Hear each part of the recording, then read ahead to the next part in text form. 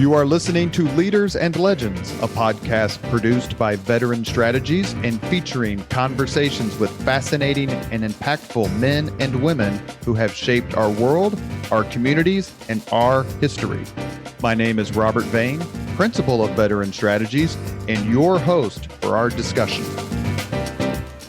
You are listening to Leaders and Legends, a podcast presented by Veteran Strategies, an Indiana-based public relations enterprise, and sponsored by Girl Scouts of Central Indiana, Garmong Construction, Leaders and Legends LLC, the Grand Hall and Conference Center at Historic Union Station, the McGinley's Golden Ace Inn, and NFP, a national insurance broker with strong local content. Our podcast is featured on the All Indiana Podcast Network in partnership with Wish TV. You may find Leaders and Legends at allindianapodcastnetwork.com. Thinking of starting a podcast or need to host a public meeting? Let Leaders and Legends LLC be your partner as you look for new ways to communicate your message. Please contact Chris Spangle or me at leadersandlegends.net. And as always, all our podcast interviews are dedicated to the legacy and generosity of P.E. McAllister. Thank you for joining us on the Leaders and Legends podcast. Our guest today is Del Wilber. He is the author of a magnificent account of the day that President Ronald Reagan was shot, and that's March 30th, 1981. The book is called Rawhide Down, The Near Assassination of Ronald Reagan. Del is currently the Washington investigations editor for the Associated Press. And I need to give a quick shout out to my friend, AP reporter Brian Slodisco, who helped make this interview happen. Del, thank you so much for your time today. Thank you very much for having me. You know, the Reagan near assassination obviously doesn't reach the heights of Bobby Kennedy, Jack Kennedy, or Martin Luther King, but it was a memorable day for many of us who were just old enough to remember. Where were you when you got the news that President Reagan had been shot? I don't even remember. I was 6 years old. And so I have no recollection of it actually happening. I actually got the idea to write the book back in 2008, 2009. I was a reporter at the Washington Post, and I was covering John Hinckley's hearings where he was trying to get more freedom from St. Elizabeth Hospital. And Hinckley, as we know, was found not guilty by reason of insanity for shooting Reagan and the other men that day, March 30th, 1981. He was found not guilty by reason of insanity and went and spent his time at St. Elizabeth's. And as part of his later years, he was getting progressively more and more freedom from that hospital institution, thanks to the diligent work of his lawyers.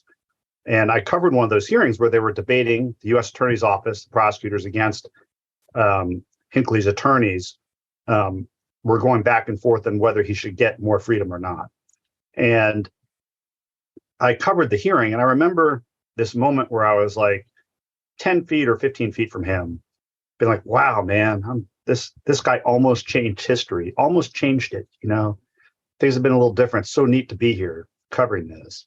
And I remember him being a really weird guy. Like he had no facial expression. It was like as if he had been sleeping and someone had taken a cast of his face and then put it on him as a wake. You know, it was just so, there was no emotion in it, right? It was just like a mask. And even when they were getting into like these detailed questions about his sex life, it was so interesting. And so, like, okay, I wrote my stories. I thought it was kind of interesting. Almost, again, remember I said this, I thought it almost changed history.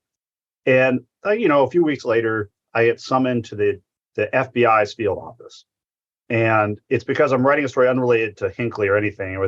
I'd gotten a tip that Ethiopian taxi cab drivers in the district were bribing DC officials to get licenses and stuff. And I'd heard about it in the U.S. Attorney's Office, and FBI had a Title III wiretap on them. They didn't want it out. And so I got summoned by Joe Persicini, who is the head of the FBI office, to come talk me out of writing a story. And I get summoned there, and he's like, you can't write this story. You'll hurt our case, and we need to build the investigation, da-da-da. And I was like, I had so much going on. And frankly, people bribing DC officials at that time, this was like 2009, was 2008, 2009, that time frame. It was kind of like a dog bites man story, not that surprising. And so I was like, okay, I have so much other stuff to do anyway. I don't quite have the whole story. If you give it to me first, or we can arrange something like that, I will hold off. And as we're negotiating this, he gets up from the conference table, goes over to his desk. I hear him rummage through a drawer, and he comes over and slaps this heavy thing in my hand. I look down, it's a gun. And I'm like, wow, you really don't want me to write this story, do you? Right? That's a message. And he goes, that's Hinckley's gun. I'm like, John Hinckley's gun is in your desk drawer? I don't know if you've been to DC, but you can walk around anywhere in DC and you bump into a museum that would love that artifact. Absolutely. Your desk drawer. And what had happened was they'd had a museum in that field office, and it had closed after 9/11. And that became one of his little conversation starters in his office. And he'd kept it in his desk drawer. And I just thought that was such an interesting thing. And I left that meeting. I go, wow, man, I've now had 2 run-ins with this story. I've touched Hinckley's gun, and I've seen Hinckley in court, and I'm doing all this stuff. I wonder if anyone's written a book on it. So I went to the library, and no one had written a book on this day. And so then I went and interviewed Jerry Parr, the lead Secret Service agent who saved Reagan's life. I learned not once, but twice. And I interviewed the doctors who helped save Reagan's life. And I interviewed some more. And I started piecing together this idea. I'm going to write this book on this. And in doing that, I learned something totally counterfactual to what I thought when I first saw Hinckley, was that this shooting did change history, right? It made history, almost as much as if Reagan had been killed, and that it changed Reagan's outlook on the presidency.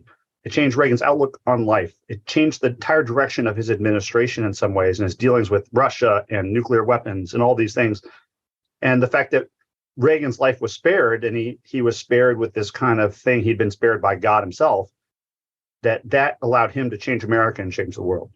And the world would be different if the world is different because this incident happened, and it endeared Reagan to the American people which we can get into, who kind of fell in love with his bravery that day, to the point where scandals that would have taken down another presidency did not take down Reagan because he had this bond with the American people. And so that's where I got the idea. And I wrote the book, and it was published in 2011. Bravery and whimsy. We'll talk about that here in a few minutes. You mentioned him a couple of times already. He is to me a loathsome figure, but take a few minutes, please, and tell the Leaders and Legends podcast audience about John Hinckley. Yeah. So John Hinckley was a very troubled young man. This day he's 25. March 30th, 1925. And he's living in Colorado, but he had grown up in Texas. Never been very good at anything, didn't have a lot of friends, clearly had some mental illness going on. He thought he wanted to be a songwriter. And he spent a lot of time in LA trying to be a songwriter and didn't really do very much on that. Didn't make any progress, just went and lived there and didn't do anything. And while there, he becomes obsessed with Jodie Foster, the actress, watching Taxi Driver with Robert De Niro. That movie, he watched it something like more than 25 times. Now, this is obviously before you had DVDs and video cassettes, even like VHS sets or Betamax. I think he was going to the movies. You have to go to the movie. If you want to see a movie again, you had to go to the movie theater. Right? And so he went 26 times or something, huge number. It's in the book, in which to see her, and he became obsessed. And he's growing progressively as the late 70s and the early 80s are happening. He becomes progressively more and more down in his luck, more and more depressed, with other psychosis. And I forget the precise definition of the psychosis he would later have. Is it erotomania? Is that what he was diagnosed with? No, it was something like schizophrenic, but not schizophrenia. It's like it's in the book. I wish again, you have to read your book once a year, remember all the details, and I haven't read it in a couple of years. So he has these issues, but he gets fixated on Jodie Foster. He's like, I'm going to impress her. And the best way I impress her is to get the president of the United States. So he starts stalking Jimmy Carter. And during the 1980 presidential campaign, Carter goes to Dayton, Ohio, and Hinckley follows him there. And he gets within arm's length of Carter at an event. And within arm's length, he may have even shaken his hand. But he left his guns at the bus depot in a locker, so he doesn't shoot Carter. Then there's another moment where he's close to getting Carter in Nashville, Tennessee, and he decides against it, and he's leaving Nashville to fly to Connecticut to be closer to Jodie Foster, who had left Hollywood to go to school at Yale. And so he wants to get close to Foster. And he's actually caught at the airport. They find a gun in his luggage and they seize it and fine him $75 or whatever. And he's let off the hook. And so he's in his mind now, he's like, I got to get the president to impress Foster. Fast forward to March 1981. It's no longer, his mind is now, I'm not going to get Foster. I'm not going to get the president. What I'm going to do is go to Yale. He's in LA. He'd gone to LA one last time, tried to make a songwriter, obviously failed, hops in a Greyhound bus, goes across the country to get to Connecticut. He wants to get to Yale, where he is going to shoot Foster, then himself, or just kill himself in front of Foster. He hadn't quite worked it all out yet. And the bus stops in DC. It's like a layover. And he gets an overnight hotel and he's ready to go back to the bus station the next day to go to Connecticut to carry out his plan. When he picks up the Washington Star newspaper and sees that the president is giving a speech at the Washington Hilton Hotel at 2 p.m. And that's when his plans changed. He was no longer going to get Foster. He still might actually. He's in his mind, he was like, the president's speech, I'm going to see how close I can get. I'm going to see how close I can get to Reagan at the hotel. And I believe that Hinckley also stalked Reagan. He tried. It was just so much more difficult, but he was in D.C. for the inauguration too, Reagan's inauguration. But the security was so much tighter around that, he was not getting close to him. Much like John Wilkes Booth watching Abraham Lincoln give the second inaugural in March of 65. Good memory, yep. Let's talk about the Secret Service. Obviously, November 22nd, 1963 was probably their worst day. The Leaders and Legends podcast was lucky enough to have a long interview with Clint Hill. He was terrific. His books are amazing. Then you had Martin Luther King in April of 68, which isn't their fault, but Robert Kennedy, June of 68. Then, and people kind of forget, you had George Wallace a few years later. Then you had, I think, is it 75 when the two attempts were made on Ford's life by Sarah Jane Moore and Mansonet, Squeaky Fromme. Squeaky Fromme. So you haven't had any shootings of the president, but you've had maybe some near misses. How did the Secret Service change after the Kennedy assassination, and what led them to create the perimeter system that you detail in your book and on these documentaries I've been watching? So, Secret Service, was not prepared for Kennedy. They did very little training in the 50s and 60s. They go to the firearms range maybe once or twice a year. They didn't really learn a lot of the kind of the advanced techniques that were emerging on how to protect people, right? If you watch the Zapruder film, you'll see the limousine driver takes no evasive action at all, when almost everyone recognizes it as gunshots, right? Just motoring along. And so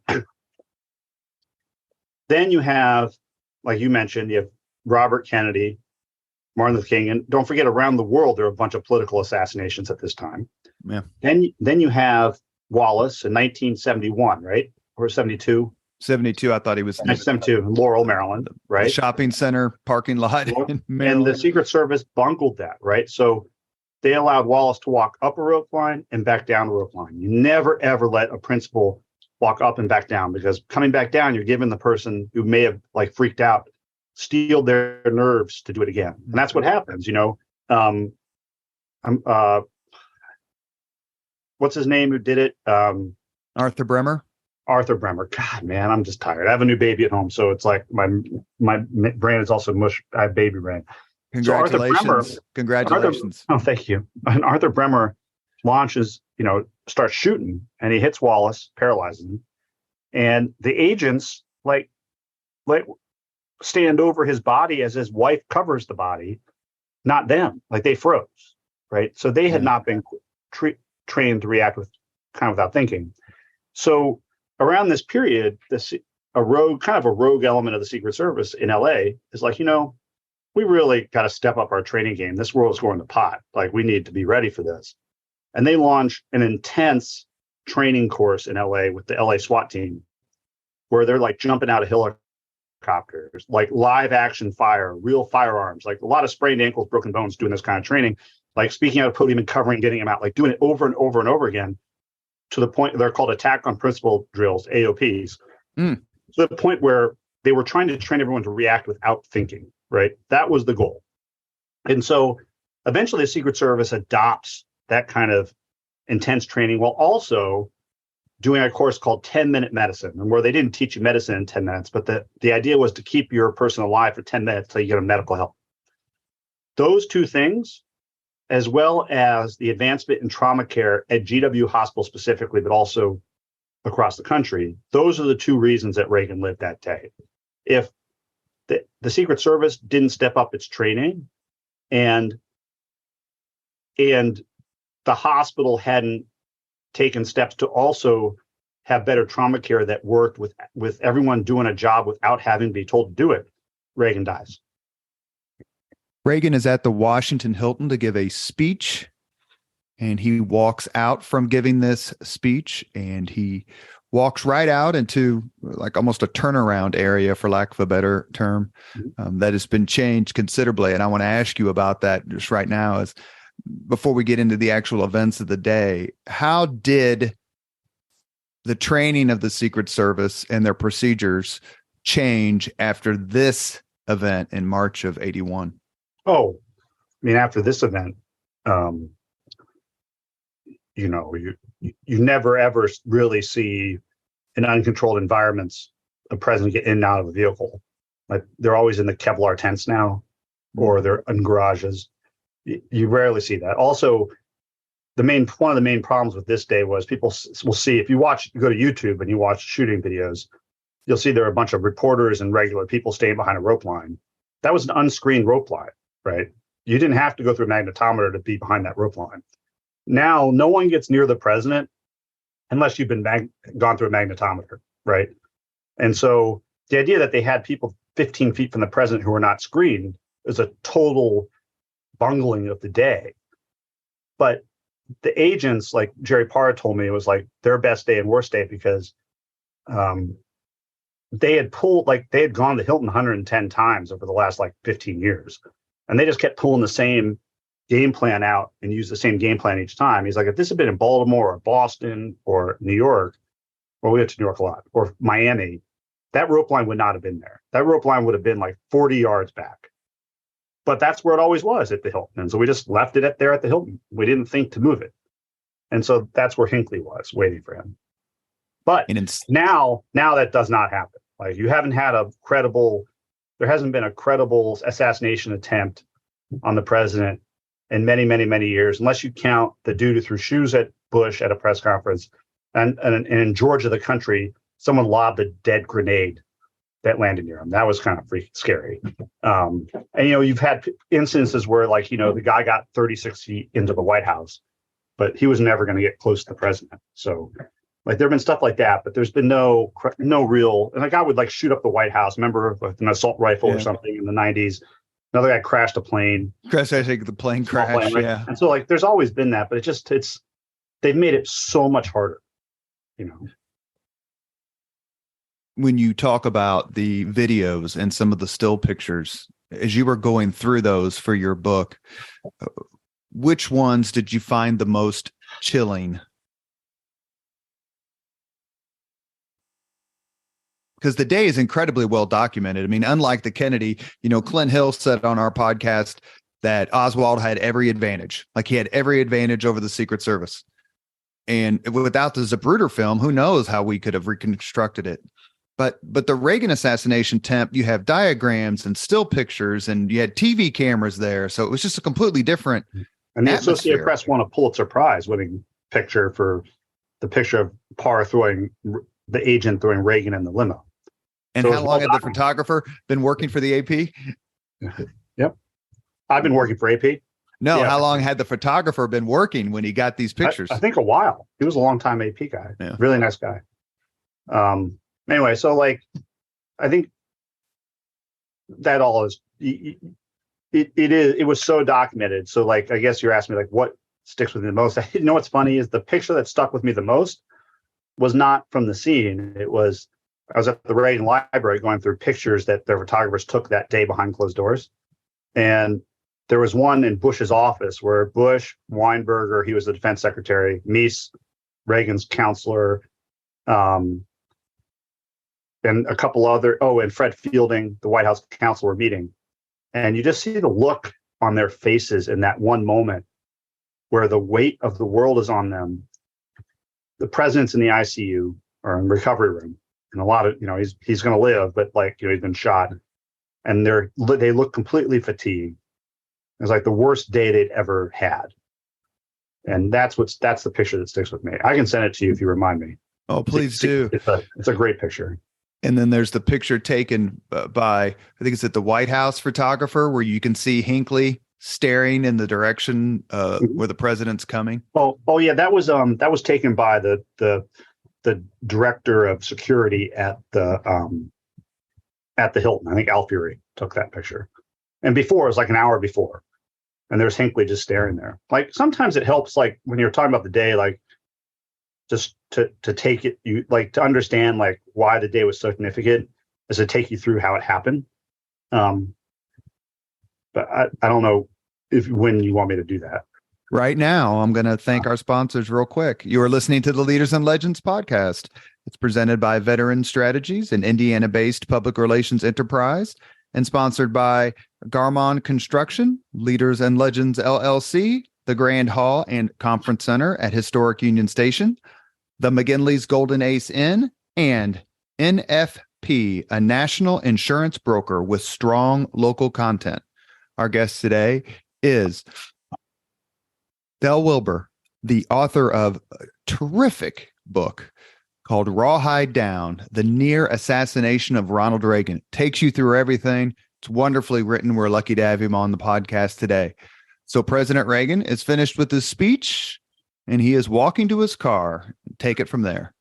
I'm going to interject just one real quick thing, that the reporting I did for this book still benefits me today in telling stories, in that, Trump was just arraigned in New York, right? And so there were a lot of questions how the Secret Service would handle it. They'd never done this before, whatever.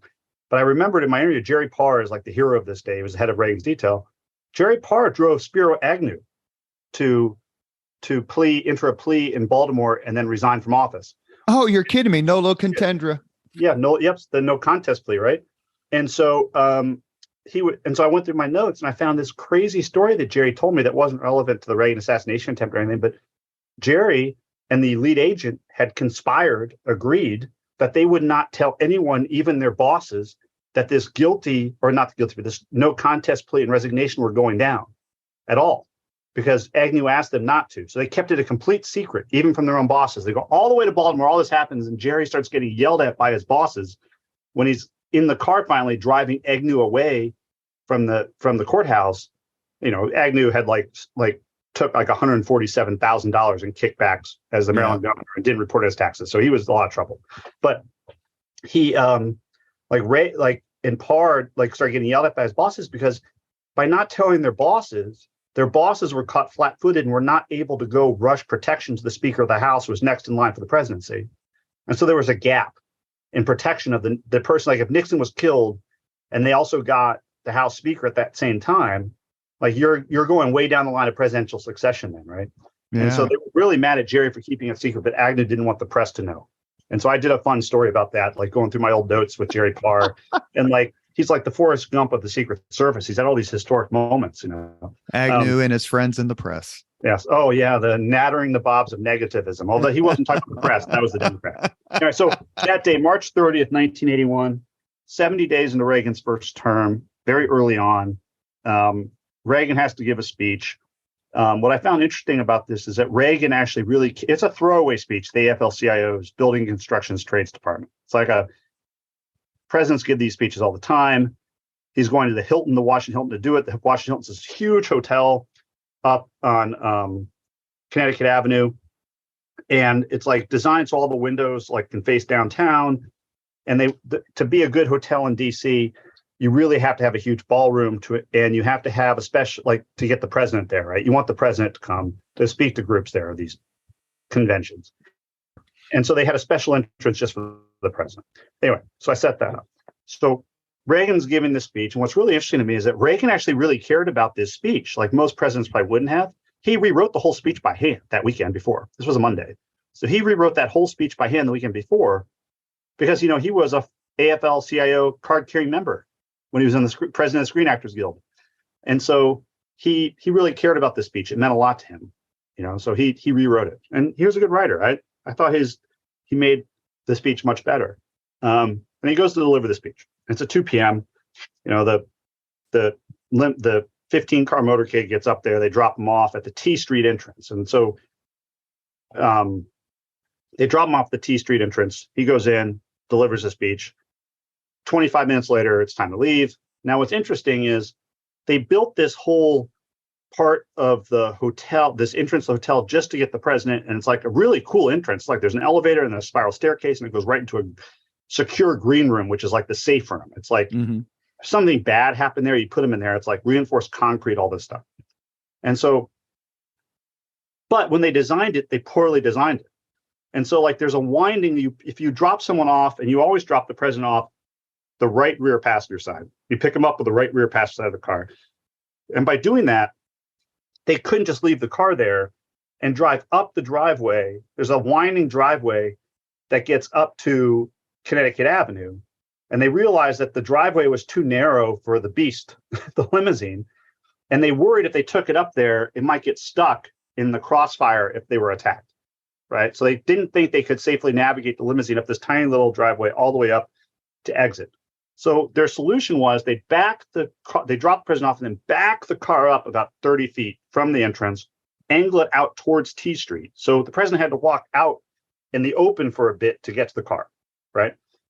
Meanwhile, about 15 feet from the open waiting door of the car is a rope line. That rope line was put there to hold back the press and members of the public. It was not a press line. It was just there to hold it. But like guys like Sam Donaldson were there hoping to hurl a question that Reagan might answer. It was crowded back there. Little does everyone know that John Hinckley's there, as we already talked about. He's there waiting for the president. He has this tiny little 22 caliber gun in his hand, little 6-shooter, and he's waiting for the president. He says he's thinking, I'm going to get him, and then they're going to kill me, but I'll at least impress Jodie Foster. Back at the hotel where he'd been staying, he left a note for Foster, even. And so he's doing this to Jodie. Reagan comes out at 2:27 p.m., walking straight towards the car when gunshots erupt. Hinckley has taken aim at the president. And the first shot hits Jim Brady in the head. Jim Brady is facing away, hits Jim Brady in the head. The second shot hits Tom Delahanty, a DC police officer, in the back. That all happens in like 0.4 of a second. Jerry Parr is already reacting. His brain is processing like the gunshots before like he can really even understand what he's hearing. And if you watch it, he's grabbing and shoving Reagan towards that open limousine door. This was they called them suicide doors because they opened in reverse. They opened backwards, right? So the car's pointing away from Hinckley, but the door is like facing him. So he gets Reagan behind that door.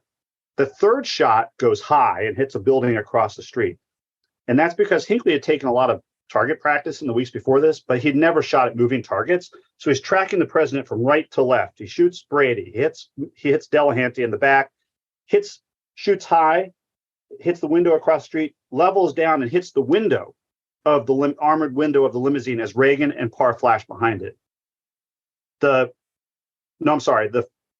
third shot actually. So the third shot goes high. The fourth shot hits Tim McCarthy in the chest, right in the abdomen. He's a Secret Service agent. He had taken a blocking stance and throws himself without a bulletproof vest to take a bullet for the president. The fifth shot hits the window, right as they're flashing behind it into the car.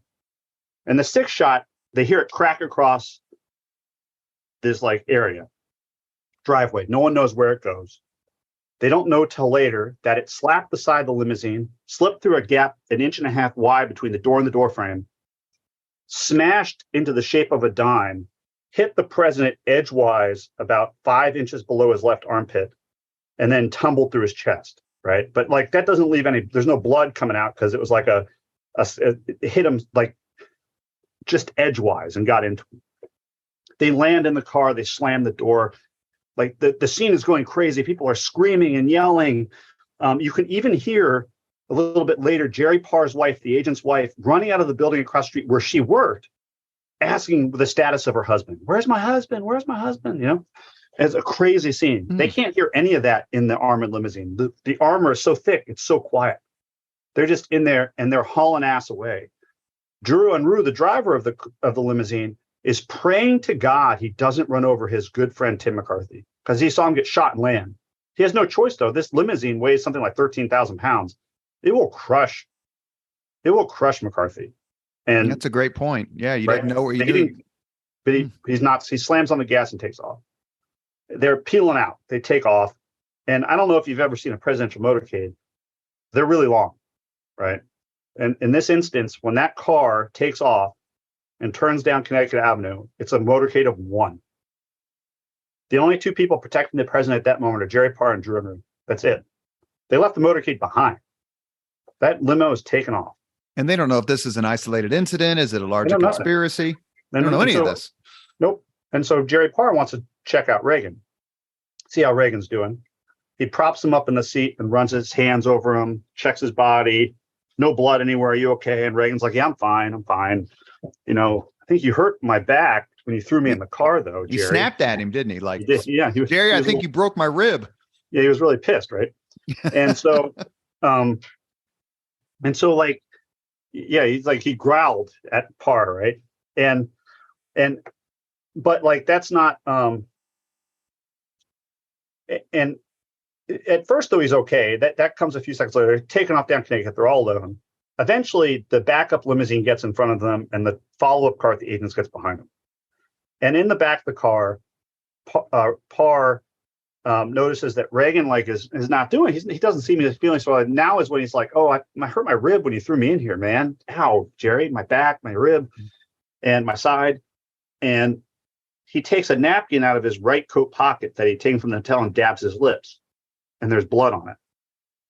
And Parr looks closely at it and realizes it's not like Reagan's like, I think I cut my mouth. But Parr looks at it, it's very bright and frothy blood, which means it's from the lungs. He learned this in the 10-minute medicine course. That's very bad. So Parr thinks, oh shit, I threw this guy in the limousine and we landed on that hump. It's not the axle hump, I guess. Or is that the axle hump? The old drive chain hump? Yeah, right? Yeah, drivetrain hump. Bam, lands on that, and I broke his rib, and it punctured a lung. So Parr has already said we're going back to Crowne. He on the radio is we're going back to Crowne, or the driver did, which is the White House, the code name for the White House. But now he has a decision to make. President's complaining of pain in his side. He has bright frothy blood. This doesn't look good. I have a choice. I can either go back to the White House where we have a good medical facility. Maybe it's not that serious. But if I did puncture a lung, man, I don't know. We should go to the hospital. Now, if he's wrong, White House is secure, but the hospital is not. They don't even have an agent. Now, one of the lessons they learned is now when the president visits any city, there are Secret Service agents stationed at the hospitals he might have to go to. Right? They didn't do that then. There was actually, by chance, an administrative guy from the Secret Service at the hospital when this happened, but he wasn't like an agent. And so Parr has this decision to make. And if he's wrong, he could kill the stock market, racing the president to a hospital if nothing's wrong, right? That's in his mind. And so Jerry decides, I'm going to take him to the hospital. We got to go, And meanwhile, Drew Unruh, the driver, is gunning it, and he almost ran over a woman pushing a stroller right across the street, who was trying, the street was closed, and the woman was trying to beat traffic across the street, I guess. He had to dodge a stroller. It was out of a movie, And so he's like, we're going to the hospital, and he gets on, and he gets Unruh to tell him we're going to the hospital, and Unruh's like, we want to go to the emergency room at George Washington Hospital, and he's like, Unruh's like, we got to get there fast. And then Parr grabs the radio from him and is like, we need a stretcher out there. Let's hustle. We need a stretcher at the hospital. And they get there in 3 minutes. From the time of the shooting to the time they pull up to the door of the hospital, they get there in 3 minutes. And they get there in 3 minutes and they pull up. And Reagan insists on getting out of the limousine without any help and walking in on his own power. And he hitches up his pants in a way like Reagan would, like a cowboy, and walks in. And Parr's like, all right, he wants to be a cowboy. He can be a cowboy, I guess. And they walk in, they get about 15, 20 feet into the emergency entrance, and they pass a paramedic who was there for an unrelated thing. And I interviewed the paramedic, and he's like, I saw the president walk right by me. Oh my God, I saw his face was ashen. I saw his eyes roll in the back of his head, and then he collapsed. And I thought, oh my God, the president's code city, meaning he's going to die, right? Code out, dead. Code city. And so they grabbed the president and they raced him to a trauma bay, put him on the trauma bay, and the nurses cut off Reagan's pants and clothes, his new suit, brand new suit given by Nancy Reagan. Not smart to piss her off, but they cut off the suit, cut it off, and they're all kind of panicking some. A nurse is trying to get his blood pressure and can't. It's so low. He's in shock. She can't get his blood pressure. And she starts to cry because she thinks back to the one time she saw her father cry, which was November 22nd, 1963, watching the news reports of the Kennedy assassination. She's like, I'm now here for one. But they're all doing their job still, even though it's like really difficult. And one woman, a technician, threads and they all think, by the way, he's a goner. A lot, like they can't get his blood pressure. He's clearly distressed. Maybe he's having a heart attack. They don't know what's wrong with him. Broke a rib, had a heart attack. It's a disaster. He looks terrible. He's ashen. And one threads an IV line from his right arm all the way to his heart. And only then does she look up. She was so zoned in on her job. Only then does she look up and see, what are these dudes with guns and earpieces and standing over, and looks down at Reagan and goes, oh my God, it's the president. She freaks out and gets smelling salts off the wall, but not for him, but for her. So she does the smelling salts like to get herself back into focus, right? And that's about when like they're trying to assess him, and doctors come down and like, let's see how he's doing. And so like the right side of his chest, it sounds like a drum, right? Like hollow, meaning there's air there. The left side, when they do that same thing, it's like solid, which means it's all filled with blood, right? So they know something really bad has happened there. And that's when like a surgical intern shows up and looks and sees a little slit in Reagan's side. Says, oh, he was been shot. And they all look down and realize he'd been shot. And there's all this blood collecting. And so they at this point, this is maybe 5 minutes in, they had stabilized him. They inject him with lots of IV fluids. They finally detected his blood pressure and got that up. So they've stabilized him with fluids, and they're getting his blood pressure up. But they realize he's been shot, and they're like, there's a lot of, that's solid. That's not good. He has a lot of internal bleeding, and it's not coming out because there's like just a tiny little slit. And so they jam a chest tube into his side between two ribs to drain the blood. And what's really interesting, on this day, Reagan would lose more than half his blood volume. Wow. And they come to realize, they take an x-ray, and they come to realize the bullet is an inch from Reagan's heart. So he lost more than half. He was in shock, lost more than half his blood volume. The bullet's an inch from his heart. And, they take him into surgery. And this is kind of... I know, by the way, he's 70 years old. He's 70 years old, but... in great shape. The surgeons all said he's like a 50-year-old, right? They were like, he's in great shape, kept really good care of himself. And that's the reason he lived too, right? Mm-hmm. Like if he had been like William Howard Taft, he's dead. Right? Like, some poor Taft, right? Big fat guy, right? And so like, they take him, and this is where the myth of Reagan comes up, right? Like, so when he's on the emergency room table, and this is what I thought was so interesting about Reagan, he's on the trauma bay table, right? And before I get to that, just like one reason Reagan lives is all these doctors and nurses had stuff to do. They treat him like any other patient, and they didn't ask for any directions. Someone's been hurt, their blood pressure's low, we get them fluids, we get that blood pressure up, we stabilize them. We all have our little role to play. And they got that from Shock Trauma Center in Maryland just in the few years before. So if this was like, if he had somehow beaten Ford and then beaten Carter, and this was 1977, he's dead, because they would have been too slow to save him, right? So it had advanced that much by 1981. Now, this is the myth of Reagan, right? So Reagan's on the table, and he looks up at Jerry Parr, and he looks at Parr and says, Jerry, I hope they're all Republicans. And now Parr's going out of his freaking mind, right? Like, oh my God, I'm the head of the detail. The president's been shot. My career is trouble. I am deep trouble. Oh my God. And you're cracking a joke. What is like, he's like, what is not funny, man? Stop. No one else really hears it except a technician who I interviewed. Reagan knows the line fell flat. He's like, it's kind of funny. He puts it in his back pocket. He gets wheeled to the operating room. They decide normally they would not operate to remove a bullet from anybody. It's not worth it. They usually just leave them in. But one, they didn't want to leave the bullet in the president. But two, the bleeding won't stop. So they have to go in anyway to try to stop the bleeding. And to stop the bleeding, they think they have to go in and stop the bleeding, make sure he doesn't have a peritoneal tear with blood forming in his belly. And so they're going to go in and get the bullet out anyway. They wheel him up and he passes the troika, Baker, Meese, and Deaver. His three top advisors are sitting there just watching him get wheeled away. And he stops, he goes, who's minding the store? Right? To him, right? Like, well, you guys are supposed to be at the White House, man. What are you doing here? Right? We'll get to General Haig here in a second. Yeah, right. Yeah, no, right. General Haig.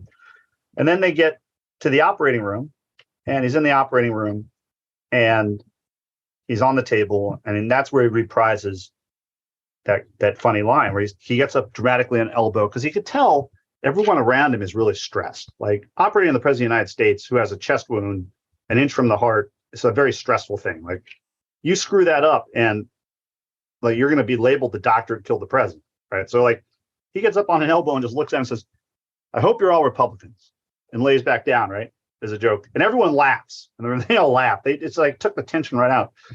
And this one surgeon looks at him and says, "Today, Mr. President, we're all Republicans," even though he's a diehard liberal. He's like, "We're together with you. Don't worry, we're not letting you die." And I'm like, "Oh, that's Reagan, man. That's really impressive. Like those two lines right there, like that. That's pretty good." And I went, "Wait a minute. Let me ask you about another line just real quick. That's 6 years hence. Are you familiar? I'm sure you are with the video of him speaking in Berlin and the balloon popping.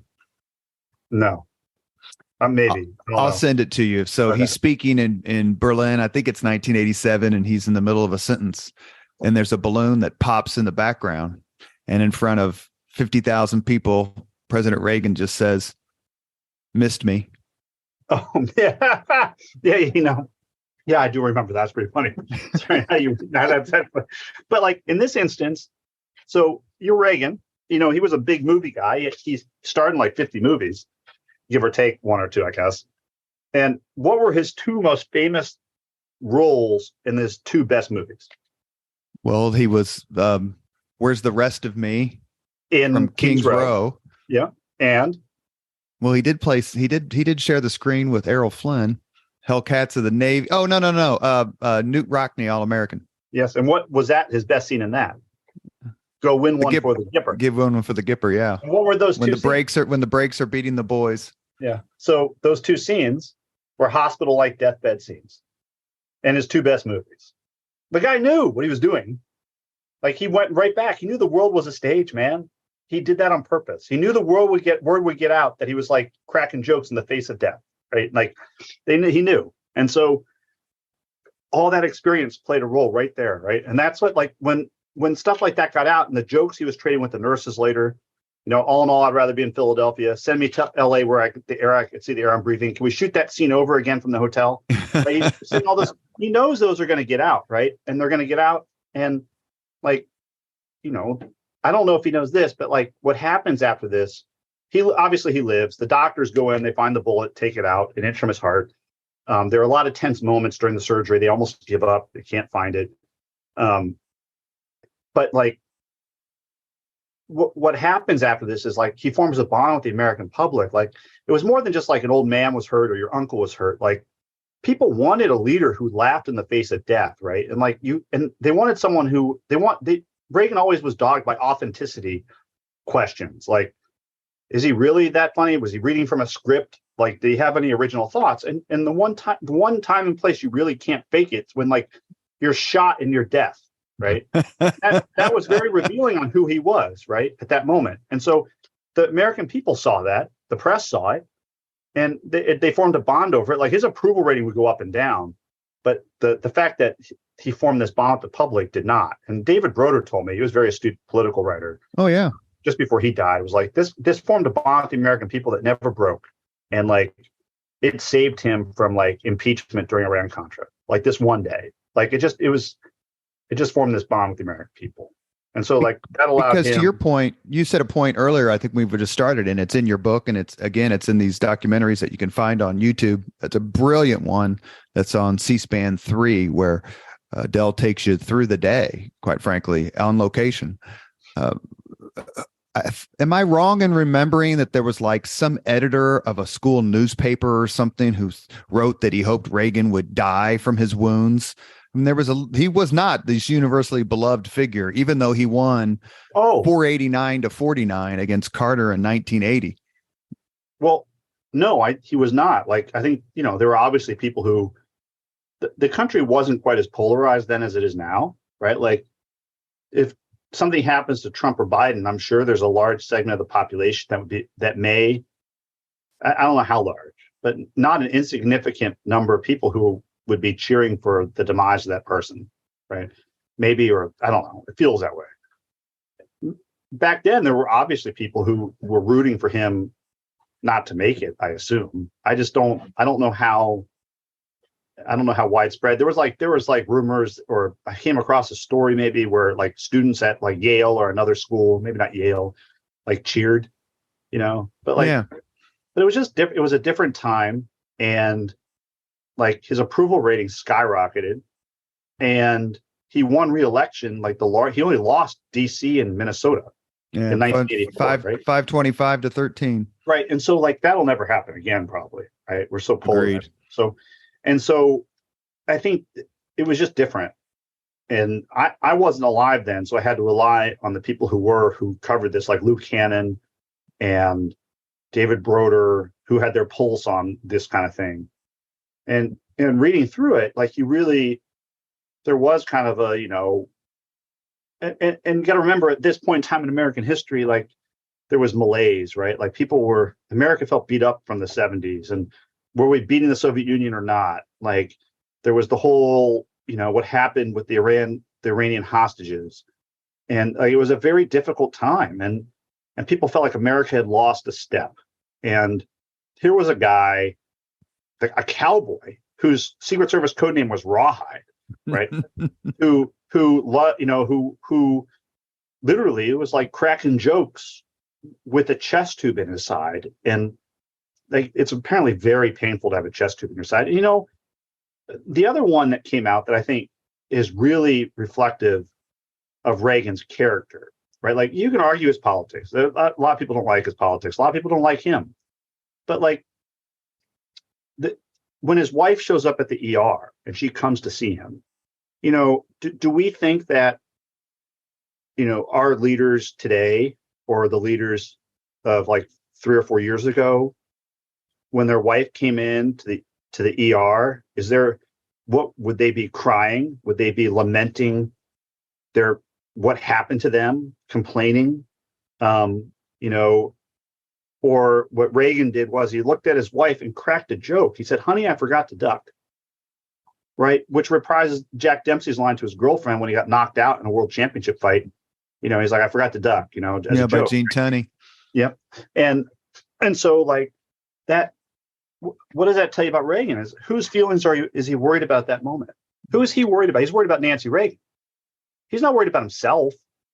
He's been shot. He has a chest tube in his side. Everything's bloody around him. They're talking about wheeling him to surgery. Finally sees his wife. He's like, "Don't, honey, I forgot to duck. It'll be fine." And like, would Trump do that? Biden do that? Would Obama? I don't know. Maybe. I think George W. Bush could have pulled that line out. Maybe. Yeah. Clinton's good with one-liners. Of course, so is Barack Obama. Maybe Biden, but I meant I guess I'm not worried about the one-liner as much as in that moment, or they. And maybe they are, but in that moment, are they thinking about themselves, or are they concerned with empathy about the person across them? And that's what he was doing. He was more worried about, like, if I'm shot, I'm laying there and my wife comes in, am I sobbing? Like, I don't want to die? Or am I worried about calming her down because she's freaked out? Yeah. I don't know what the answer to that is because I haven't been shot, but that's revealing about someone's character, and everyone knows what that means, what he's doing. And I don't know. I think that built a bond with the American public. You're listening to the Leaders and Legends podcast. We're talking to Quentin Wilber. author of Rawhide Down, The Near Assassination of Ronald Reagan. We have a few minutes left before we get to the 5 questions. Take us back to the scene at the Washington Hilton. What is happening while President Reagan is in the car and in the ER? Oh, so they get Hinckley, right? They grab Hinckley and they throw Hinckley into a police car and take him to DC police headquarters, where he's questioned pretty intensively. And they eventually, the truncated version, it's a very dramatic interrogation, but the truncated version is they eventually get him to admit that he did it for Jodie Foster, right? They eventually get him to do that. It's much more detailed than that. And at the Hilton too, they're treating 3 wounded men. Tom Delahanty gets rushed to Washington Hospital Center with a bullet wound to his back. The bullet's like right next to his spine.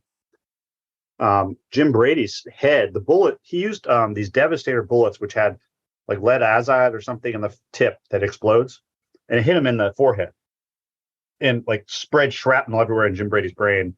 And he got taken to GW, where Art Cabrini laboriously over like a lot of hours plucked those things out of his brain and saved his life. Like Brady was not, the odds were against Brady to make it, but he did because of Art Cabrini and the surgeon, and saved him by pulling those things out of his the shrapnel out of his brain. If it had been a regular bullet, however, if it had been like a hollow point or a regular bullet, Brady's dead. Because what they didn't really understand, they made these Devastator bullets. They sound so terrible. They explode when they hit things. That actually cuts out a lot of the kinetic energy from the bullet, and it doesn't do as much damage, right? And so, like, it hit his forehead and exploded, and it probably saved his life because it didn't do as much damage. And then McCarthy was shot. It was near his liver. The bullet ended up near his liver, and he was taken to surgery, and eventually went and they took the bullet out of him, and he was fine. He was actually the first one discharged from the hospital, and he was really struggling as he was in the hospital with like PTSD stuff, right? Like he wasn't wearing a vest. He got shot. It hurt a lot. You know, this whole thing was very traumatic for him. And as he's discharged, he learns that Reagan wants to see him. Well, of course he goes to see Reagan, and he has 2 little kids and his wife go up, and they're brought into the presidential suite Reagan spent 11 days in the hospital, by the way. And you get to the presidential suite, and his kids are running around, and like one like almost yanks out like a tube from Reagan or something. And McCarthy's like, "Oh my God, guys, stop being idiots," you know? But at the same time, Reagan can tell, this is from McCarthy, Reagan can tell McCarthy's like not really okay. And he looks at McCarthy and he goes, "Agent McCarthy, I have a question." "Yes, Mr. President." "McCarthy, Reagan, Delahanty, and Brady, what did this guy have against the Irish?" Right? And McCarthy starts to laugh. And he said, "You know what, Del? Like I was like, we didn't get PTSD trained or counseling or anything back then." He goes, "But you know, I had this moment where I'm like, here's the President of the United States who was shot, almost died, barely lived. And he's put this behind him as cracking jokes. You know, if he can do it, I can." You know, he said that was a turning point for him. You know, and did McCarthy go back into the service? He did. Protection? Yeah, and he led the detail, I believe, the president's detail at one point, and then he went to Chicago and led that office, and then he became a police chief for a suburban department in Illinois, suburban Chicago, Illinois. And Delahanty, how did the rest of his career go? He was medically retired? He was medically retired. He had to retire. He was done. He refuses interviews too. I tried to interview him, he refused. That's interesting. And they took the bullet. They actually removed the bullet the day later. They removed the bullet from his back because they were worried it was an explosive bullet. And they all the doctors all wore like bulletproof vests and stuff when they removed the bullet from Delahanty. And he just never talked about it with anyone? No, he just refused. Most of us know that Jim Brady had an impact on American politics far beyond just press secretary. Yep. Him and his wife. Yep. Del, go ahead. Oh no, they started the Brady Center for stricter measures to control guns and who has access to firearms. And the Brady Center has been very influential in American politics. And in fact, I believe, in like, was it 92? It was before Reagan was diagnosed with Alzheimer's. I want to say it was maybe 1991 or 92, that Reagan came out in favor of like gun control measures at Brady's. Wasn't it on the 10-year anniversary? Yeah, I think it was 1991, and he gave a speech at the hospital, and he came out for a measure, which I think that may have been the measure that eventually became the assault weapons ban, but don't hold me to that. Because that was under Clinton, the assault weapons ban. Right. So like, I don't know what, and that was the Bush administration. So I don't know, but it was definitely, he came out in favor of some measure of gun control, in part because of Brady's lobbying. Well, not Brady's lobbying, his wife's lobbying. Hinckley shoots the president of the United States and quote unquote gets away with it. What were the ramifications of the verdict he received, not guilty by reason of insanity? Well, they changed the rules. And so at that point in time, if you raise the defense, I'm insane, the prosecution then had the burden to prove you weren't. So the trial was the prosecutors trying to prove that he was sane, and the defense trying to prove he was insane at the time. And they sparred in court, but the burden of proof was on the prosecutors. That changed. The law was changed, the point across the country that level of proof then shifted to the defense. The defense had to prove someone was insane, not vice versa. Because I believe if they had that level of proof during his trial, he would not have been found not guilty by reason of insanity. And Hinckley is out. He's out now. But the irony of this is that, he was under close supervision at St. Elizabeth's. He eventually got more and more freedom. And a year or two ago, was it 2 years ago, a year or two ago, he was finally released full time. Time has flown in COVID, so it's sure. Like it was a few years ago, I remember. Yeah, and so he's now free full time. In fact, what's interesting? He's like trying to play gigs with his guitar and sell songs and make money. He has a Twitter account.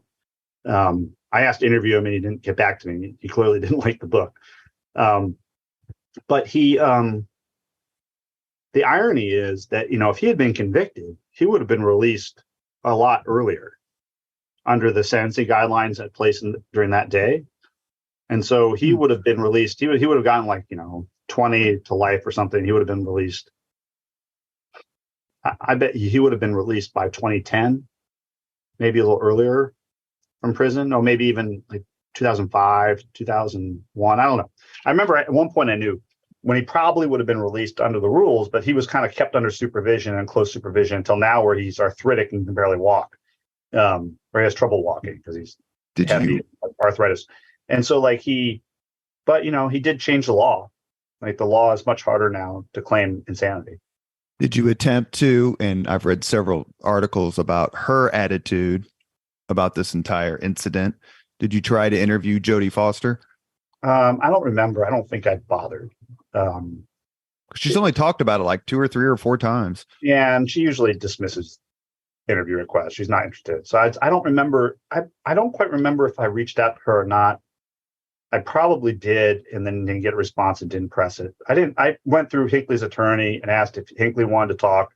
At that time, though, if he had talked, it would have been evidence that he had narcissism, which is part of his diagnosis, and therefore they wouldn't let him do any interviews. He was also precluded by court order, I believe, from doing interviews also. So it was kind of...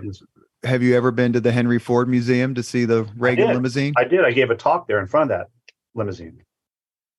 That and the Kennedy limousine are right next to each other. It's haunting. It is haunting. And then 100 feet away is the chair that Lincoln was sitting in. Oh, wow. That Henry Ford, he collected strange stuff. He had a lot of disposable income. Yes. We've reached the point in the Leaders and Legends podcast where we ask the same 5 questions of all of our guests. Del Quentin Wilber, are you ready? Sure. What was your first job? Reporter, first professional job, or are you talking first little job? First job. You got paid your own money. My sophomore year, I guess my first real job, if you don't count silly odd jobs, I was a reporter for the Tampa Tribune. I answered phones at the Tampa Tribune one summer in college. What was your first concert? Oh man, maybe a version with my dad when I was little with the 4 Tops, the or The Temptations, I believe, at Wolf Trap. Maybe there was a symphony in there. I don't remember. My first great concert, truly great concert that I had ever been to that changed the trajectory of my music loving life was I went to 2 Wilco shows in 1997 at the Riv. I saw them back to back 2 nights in a row. And the last night they broke curfew, had the Jayhawks come on stage and the Roadies, and they played David Bowie. That was a great concert. Sorry, I shifted the answer there. That's what reporters do. That's what I do to reporters when I'm answering their questions. So, Yeah. Turnabout. If you could suggest any book for someone to read, which book would you recommend? Rawhide Down. No, I'm sure I would recommend Rawhide Down. It is a very, very good book. What's a good book?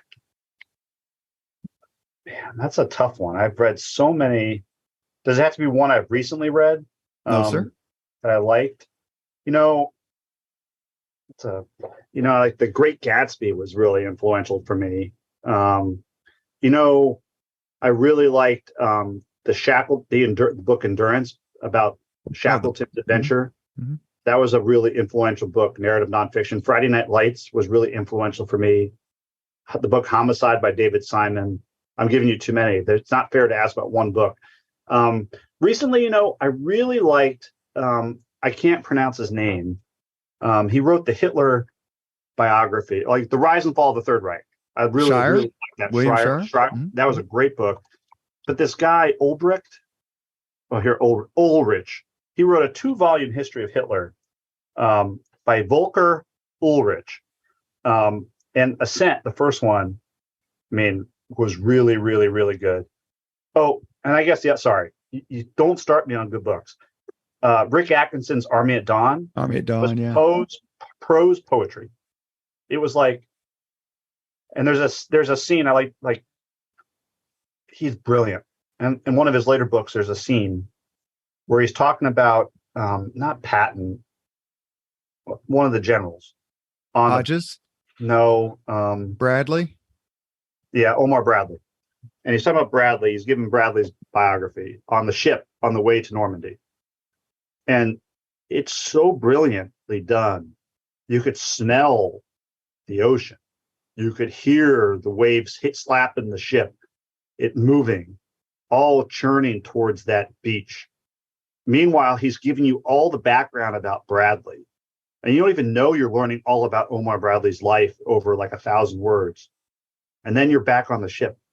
And like you'd never left the ship. And I've read that section of that book 9 or 10 times to understand how he did that. And I still don't understand it. Sorry, go ahead. Number 4. This isn't much easier, sir. Forgive me. If you could witness any event in history, be there in person as it happens, which event would you choose? The night Lindbergh's son is kidnapped from his house, because I'm writing a book about that right now for Simon & Schuster, the Lindbergh kidnapping. A narrative. You're going to come back on and talk about it? Yes, but I would go back then to see what truly transpired at that house. I think I know what happened, but that's right now. I know that'd be a waste of time. People might be like, oh, I'd like to go see Jesus on the cross. I'd like to go to the Kennedy assassination, the Abraham Lincoln assassination. The Oppenheimer setting the switch to launch, set off the first nuclear bomb. I don't know, but I would go back to that out of selfish reasons. For my book. Hauptmann, guilty or innocent? Guilty. Absolutely.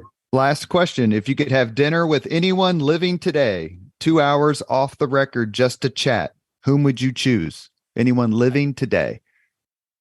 That's a really, really hard one. Living today? Yes, sir. The problem is, as a reporter, you get access to a lot of people that like you would put on that list that you may not get. Living today, I don't know. You interviewed Sofia Vergara?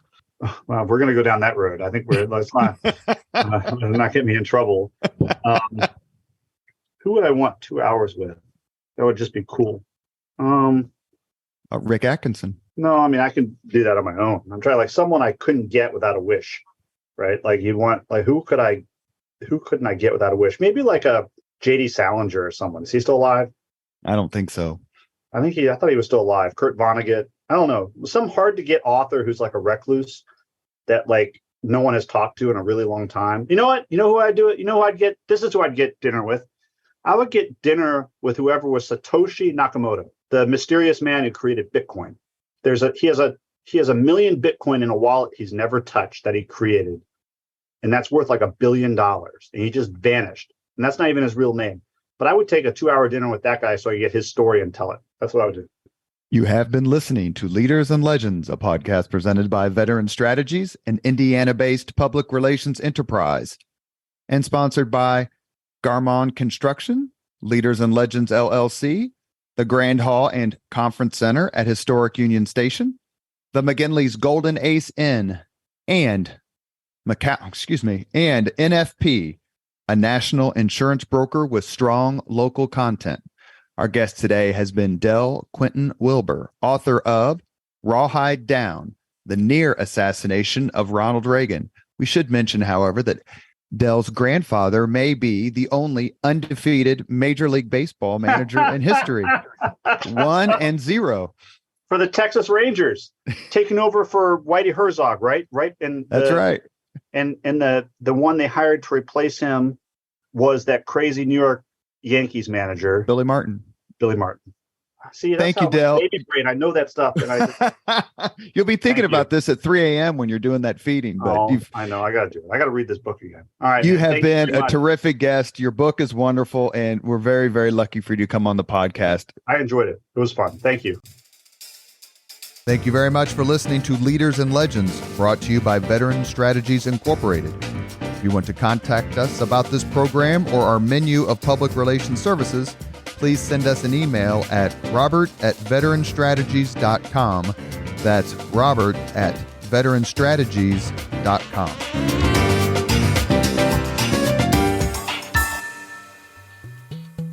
This podcast was produced and edited by Chris Spangle and Leaders and Legends LLC. If you're interested in starting a podcast or taking yours to the next level, please contact us at leadersandlegends.net.